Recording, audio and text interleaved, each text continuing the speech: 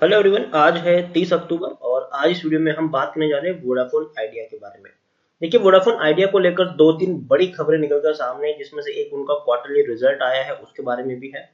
Video में हम बातचीत करेंगे उन सारी चीजों के बारे में और हाल फिलहाल में वोडाफोन आइडिया कहाँ पर स्टैंड आउट करता है और इसमें खरीदारी के मौके हैं कि नहीं, और जिन्होंने खरीदारी की है उनको अब यहाँ पर क्या करना चाहिए। तो वीडियो को मैं शुरू करूँ उससे पहले अगर आपने अभी तक चैनल को सब्सक्राइब नहीं किया है तो प्लीज अभी इसे सब्सक्राइब कर लीजिए, क्योंकि आगे भी बहुत सारे वीडियोस हैं जो आपको काफी ज्यादा हेल्प करेंगे। तो चलिए शुरू करते हैं। तो वोडाफोन आइडिया 8 रुपए 50 पैसे के आसपास अभी ट्रेड कर रहा है। आज हल्की सी तेजी यहाँ पर जरूर देखने को मिली है। और देखिए, अभी वक्त हुआ है 11:50 हुई है और 2 करोड़ से भी ज्यादा शेयर्स ऑलरेडी ट्रेड हो चुके हैं एनएससी में। और आप यहाँ पर बीएससी में अगर हम देखेंगे तो बीएससी में भी 4 करोड़ के आसपास के शेयर्स ट्रेड हो चुके हैं। ऑलमोस्ट ऑलमोस्ट अगर हम देखें तो 4 करोड़ के आसपास के शेयर ट्रेड हो चुके हैं। और सॉरी, बीएससी में 4 करोड़ के आसपास के शेयर ट्रेड हुए हैं, जबकि एनएससी में अगर हम देखने जाए तो 21 करोड़ के आसपास के शेयर ऑलरेडी ट्रेड हो चुके हैं। तो वॉल्यूम काफी हाई है। और अगर मुझे सरप्राइज नहीं होगा कि आज अगर दिन खत्म होते होते अगर आपको एनएससी में ये जो 21 करोड़ शेयर्स का जो आंकड़ा है वो कहीं ना कहीं आपको अगर 50 करोड़ से भी ज्यादा पहुंचता हुआ देखने को मिल सकता है, उसमें कोई सरप्राइज नहीं होगा।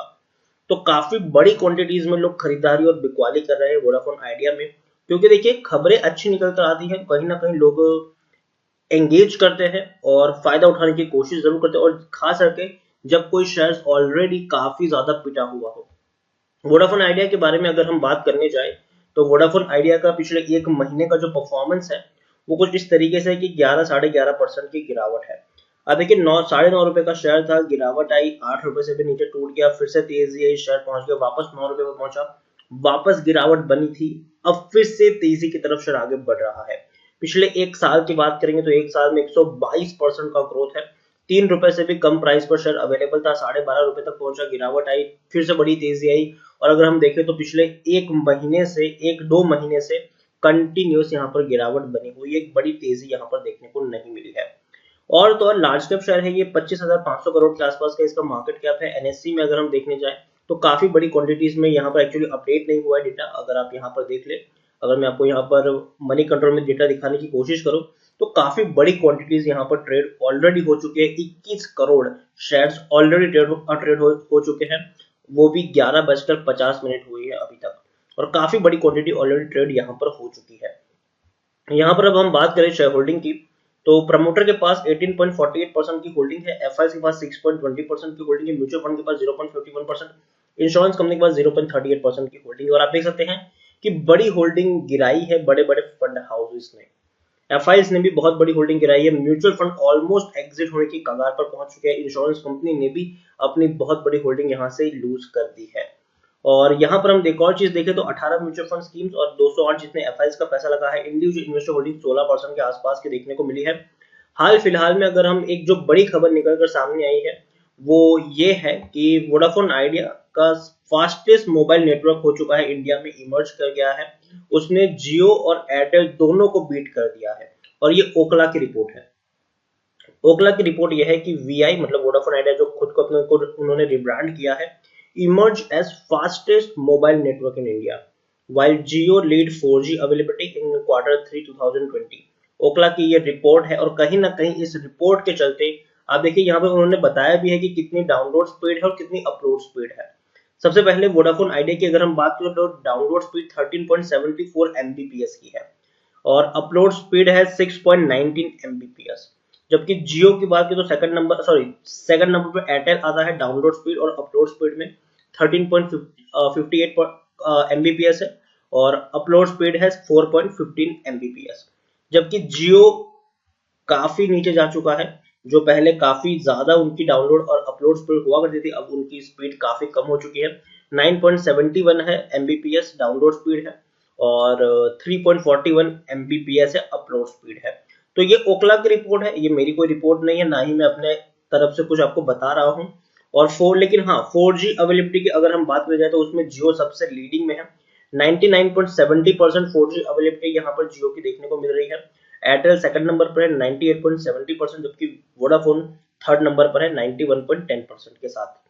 तो ये एक रिपोर्ट है ओकला के द्वारा निकाली गई है और कहीं ना कहीं इस रिपोर्ट के चलते एक अच्छी खासी तेजी हमें शेयर में भी देखने को मिल रही है, क्योंकि देखिए नेटवर्क अच्छा आ रहा है। और अगर हम देखें जाए तो वोडाफोन आइडिया ने खुद को रिब्रांड किया और खुद को रिब्रांड करने के बाद इन्होंने काफी ज्यादा खर्चा किया है अपने आप को स्टैंड आउट करने के लिए। तो ये हो गई स्पीड की बात। अब करेंगे क्वार्टरली रिजल्ट्स की बात। नतीजे आए हैं, बात करना बनता भी है। टेक्निकल रेटिंग अभी कुछ खास अच्छी नहीं देखने को मिल रही है और यहाँ पर देखें तो according to Moneycontrol user 91% लोग खरीदने की सलाह दे रहे हैं, 5% लोग बेचने की बात कर रहे हैं, 4% लोग होल्ड करने की बात कर रहे हैं। मतलब 95% लोगों का पॉजिटिव नजरिया है, जबकि 5% लोग आपको अवॉइड करने की सलाह भी दे रहे हैं। वोडाफोन आइडिया का सितंबर क्वार्टर भी अच्छा नहीं रहा है, लेकिन हमें याद रखना चाहिए कि ये वो क्वार्टर है जहां पर इन्होंने एक बहुत बड़ा पैसा एज एजीआर ड्यूज के लिए चुकाया है। तो नुकसान तो होना ही था, 7,300 करोड़ का इनको लॉस हुआ है। हालांकि ये लॉस काफी कम है compare to last year as well as last quarter. June 2020 में 25,500 करोड़ का उनको नुकसान था अगर पिछले क्वार्टर की बात करें। पिछले साल तो 50,000 करोड़ से भी ज्यादा का नुकसान था। तो उससे कंपेयर करेंगे तो ये इस बार का नुकसान काफी कम है और उम्मीद करते हैं कि जब नेक्स्ट क्वार्टर मतलब दिसंबर क्वार्टर के इसके नतीजे आएंगे तो वो काफी बेहतर होने के चांसेस है। क्योंकि देखो ऑलरेडी इनकी सारी चीजें सॉर्टेड हो चुकी है। जो एजीआर ड्यूज को लेकर जो मामला था कि 5,000 करोड़ इनको हर साल चुकाने हैं, टोटल 50,000 करोड़ का कर्जा है। और उसके अलावा एक और चीज है जो इनको काफी ज्यादा बॉदर करती है, वो ये है कि कर्जा बहुत है इनके ऊपर। यहाँ तो बात हुई चलो एजीआर ड्यूज की, लेकिन बैंक को भी बहुत बड़ा कर्जा चुकाना है। हालांकि अगर देखना जाए तो कंपनी जो है वो भी हाल फिलहाल में फंड रेजिंग करने की बात कर रही है, 35,000 करोड़ रुपए जुटाने की बात कर रही है। लेकिन किस तरीके से जुटाए जाएंगे वो सबसे बड़ा सवाल है। तो रिस्क यहाँ पर जरूर है, खरीदारी करते हैं तो एक रिस्क फैक्टर यहाँ पर जरूर है, लेकिन हो सकता है कि एक रिवॉर्ड भी आपको उतना ज्यादा मिलने के चांसेस देखने को यहाँ पर मिल रहे हैं। तो ओवरऑल वोडाफोन आइडिया में अगर आपने खरीदारी की है, नुकसान में है, तो मेरी तरफ से बने रहने की सलाह रहेगी।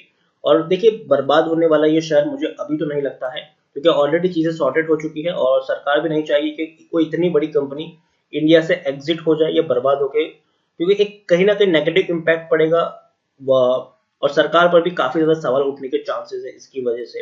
तो वोडाफोन आइडिया बर्बाद तो नहीं होगी, कम से कम मुझे लगता है कि 3-4 साल तक तो कंपनी अपने आप को सस्टेन कर ही पाएगी। और फंड रेजिंग की जो जहां तक बात है तो कंपनी फंड रेजिंग भी आने वाले कुछ दिनों में कर लेगी। लेकिन जो सबसे बड़ा सवाल है कि फंड रेजिंग किस प्राइस पर होगा, किस तरीके से होगा, वो देखने वाली बात है। असेट्स बेच के फंड रेजिंग की जाएगी या फिर इक्विटी से पैसा जुटाया जाएगा। अगर अगर इक्विटी से पैसा जुटाया जाएगा तो डेफिनेटली एक बहुत बड़ी क्वांटिटी शेयर की डंप होगी जो इसके शेयर को और नीचे तक खींच के ला सकती है।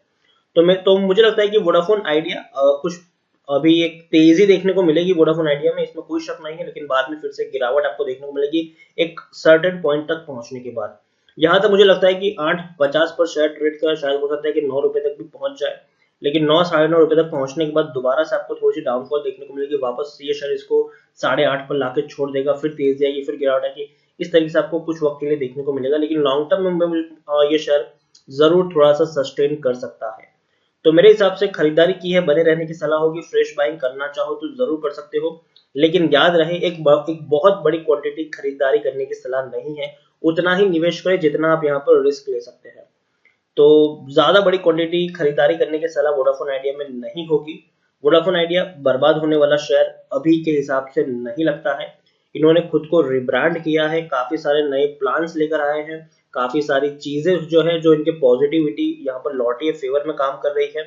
और आने वाले दिनों में कंपनी और अच्छा परफॉर्म करने के चांसेस भी देखने को मिल रहे हैं। लेकिन फिर भी एक बहुत बड़ी कंपटीशन इनको झेलनी पड़ रही है जियो से और एयरटेल से, क्योंकि दोनों ही जायंट है और दोनों ही के पास इनफ पैसा है। खास करके अगर जियो की बात करें तो एक बहुत बड़ी लिक्विडिटी जियो के पास है, इनफ पैसा है कि वो जितना चाहे उतना स्पेंड कर सकते हैं। वो अपने प्लान्स को ना भी बढ़ाएंगे और अपने यूजर्स को अट्रैक्ट करने की कोशिश करेंगे। तो कहीं ना कहीं वोडाफोन आइडिया का जो सब्सक्राइबर है वो आपको आने वाले दिनों में लूज होते हुए देखने को मिल सकते हैं, इसमें कोई शक नहीं है। क्योंकि जियो काफी अग्रेसिवली स्पेंड कर रहा है ताकि और सब्सक्राइबर्स को जोड़ सके अपने नेटवर्क में, और वोडाफोन आइडिया डेफिनेटली स्पेंड कर रहा है, लेकिन उतनी बड़ी उनकी लिक्विडिटी नहीं देखने को मिली है जो इतनी बड़े जायंट को compete कर पाए। तो कंपटीशन बहुत ज्यादा है इनके लिए। तो मैं ये तो नहीं कहूंगा कि वोडाफोन आइडिया आप लाइफ लॉन्ग के लिए रख सकते, लेकिन शॉर्ट टर्म के लिए वोडाफोन आइडिया थोड़ा सा स्टैंड आउट जरूर कर जाएगा, इसमें कोई शक नहीं है। तो इसीलिए मैं कहता हूँ खरीदारी की है, बने रहो, फ्रेश बाइंग करना चाहो तो कर सकते हो, लेकिन उतना ही खरीदारी करो, एक छोटा सा निवेश ताकि अगर आपका पैसा फंस भी जाए तो आपको ज्यादा दुख ना हो। तो इसी के साथ वीडियो को एंड करूंगा। अगर आपको वीडियो पसंद आया तो प्लीज इसे लाइक कर शेयर करें, अगर आप चैनल पर पहली बार आए तो प्लीज सब्सक्राइब करें, और वोडाफोन आइडिया के बारे में आप क्या सोचते हैं वो भी आप मुझे कमेंट में लिखकर बता सकते हैं। Thank you.